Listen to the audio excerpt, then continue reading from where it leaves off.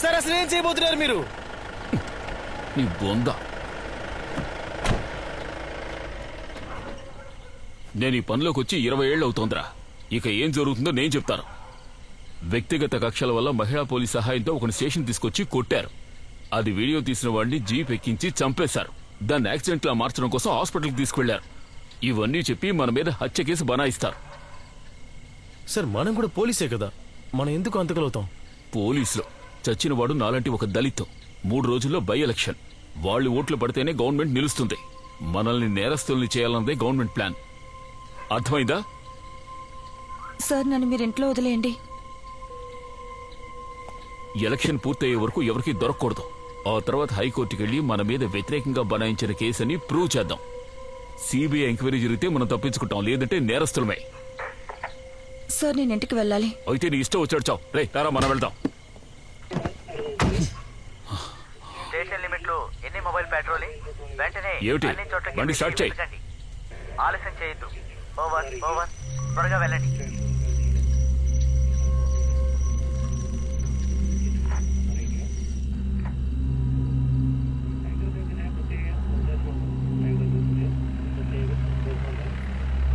Petrol teams అన్ని చాలా జాగ్రత్తగా డ్యూటీ చేయండి. ఎక్కడ ఎవరిని వదిలిపెట్టద్దు. అనుమానం వస్తే కనిపెట్టండి.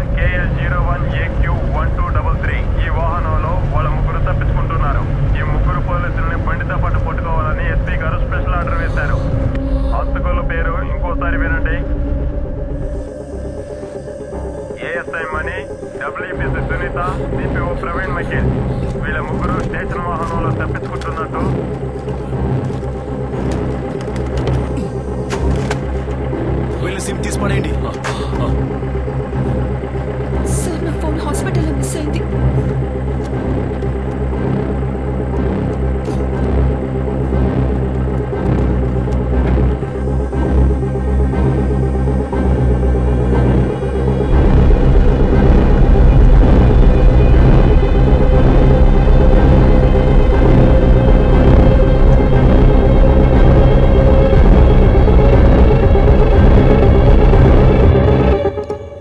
వాళ్లే నేరం చేసినట్టుగా నిర్ధారణ అయింది.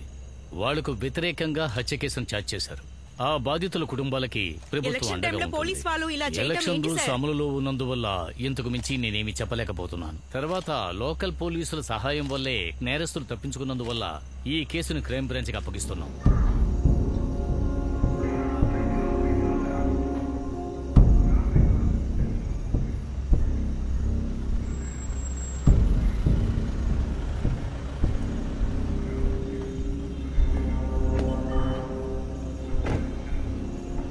మేడం, వాళ్ళు పారిపోయే టైంలో నేను బాత్రూంలో ఉన్నాను.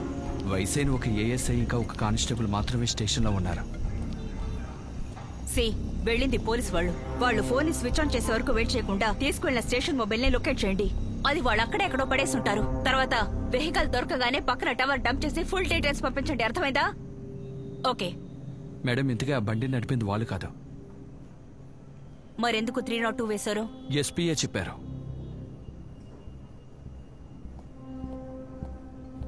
మీరంతా ఎందుకయ్యా పోలీస్ డ్రెస్ వేసుకుని తిరుగుతారు? ఈ సమస్య పెద్దదవడానికి కారణం నువ్వే.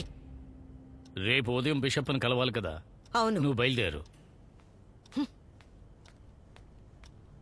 నువ్వు ఒక 6 నెలల పాటు లీవ్లో వెళ్ళిపో. సార్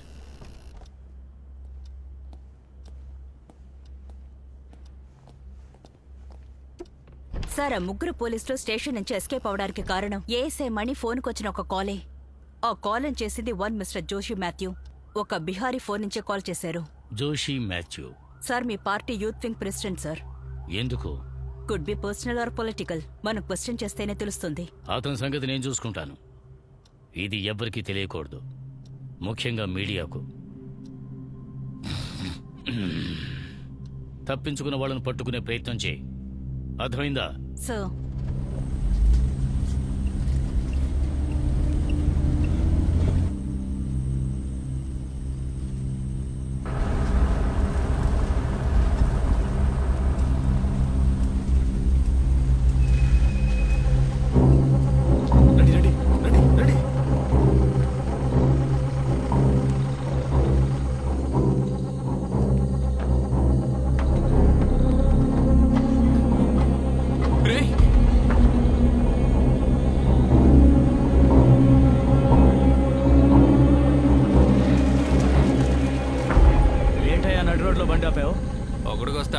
నాడి రోడ్లోనే ఒంటేలు పోస్తావా?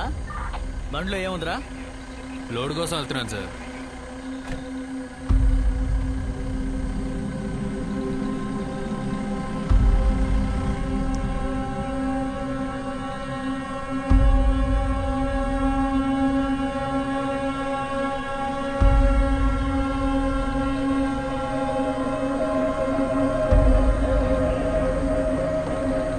బండి త్వరగా పోనీ.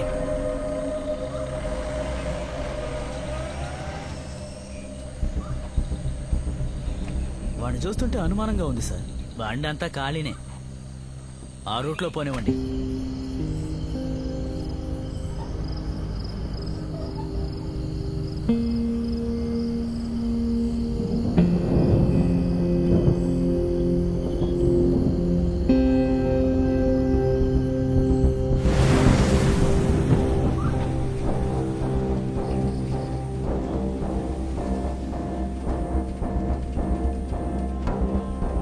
సార్,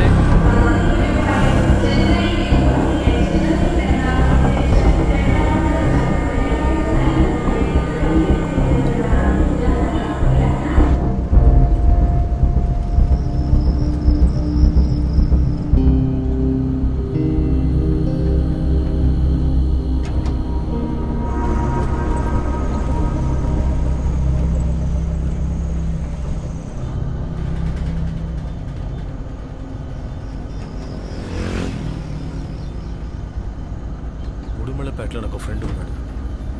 ఆ ఏరియాకు వెళ్ళడం కుదరదు. ఆ రూట్లో ఖచ్చితంగా చెక్ ఇన్ ఉంటుంది.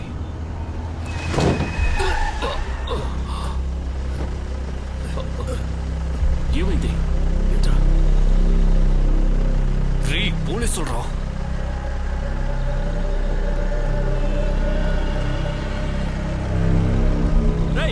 ఎందుకు ఇక్కడ బండి ఆఫ్?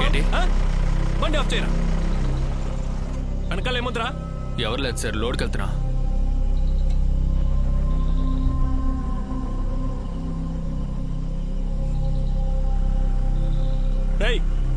సార్, బండిని అక్కడ పక్కన ఆపేసి బండి బుక్ పేపర్లు తీసుకురా.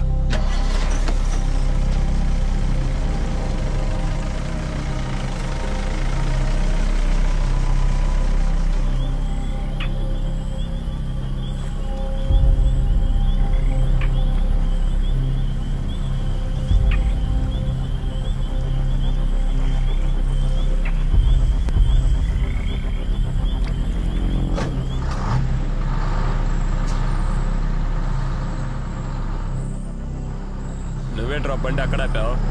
లేదు సార్, సడన్ గా చూడగానే. బండిలో ఏముంది? బండిలో ఏం లేదు సార్, చెక్ చేశాను, ఖాళీయే. పోనీ పోనీ పోనీ, వెళ్ళు, బయలుదేరండి. వెళ్ళు వెళ్ళు, వేగంగా వెళ్ళు, వెళ్ళు వెళ్ళు వెళ్ళు, పోనీ పోనీ.